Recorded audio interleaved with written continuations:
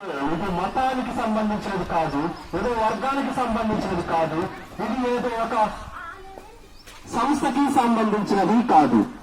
దేవుని గూర్చిన విషయాలను మీ అందరికీ తెలియచేయాలని, ఆత్మను గూర్చిన వాక్కులను మీ అందరికీ అందించాలని సదుద్దేశముతో క్రీస్తు సంఘాన్ని నట్టుగలపాడు వారందరూ మీ దగ్గరకు వచ్చి కరపత్రాలను ఇస్తున్నారు. తీసుకోనండి.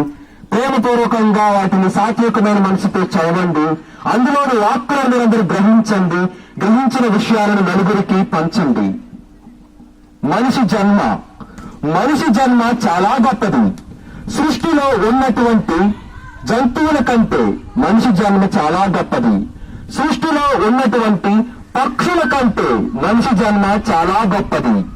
సృష్టిలో ఉన్నటువంటి పురుగుల కంటే మనిషి జన్మ చాలా గొప్పది. చెట్లు కంటే గొప్పది, భూమి కంటే గొప్పది, ఆకాశము కంటే గొప్పది. సృష్టిలో ఉన్న గేదె కన్నా, ఆవు కన్నా, ఎద్దు కన్నా, కుక్క కన్నా, పిల్లి కన్నా, ఆకాశం ఎగిరే కాకి కన్నా, గద్ద కన్నా, పిచ్చుకల కన్నా, చిలకల కన్నా, పావురాల కన్నా, నెమలుల కన్నా మనిషి జన్మ చాలా గొప్పది.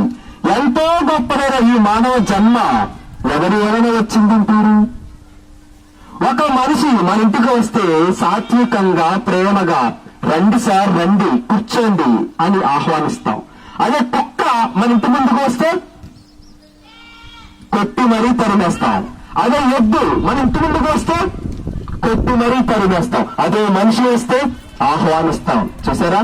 కుక్క కంటే మనిషి జన్మ గొప్పది కాదా? ఆవు కంటే మనిషి జన్మ గొప్పది కాదా? సృష్టిలో ఉన్న జీవరాశుల కంటే మనిషి జన్మ గొప్పది కాదా?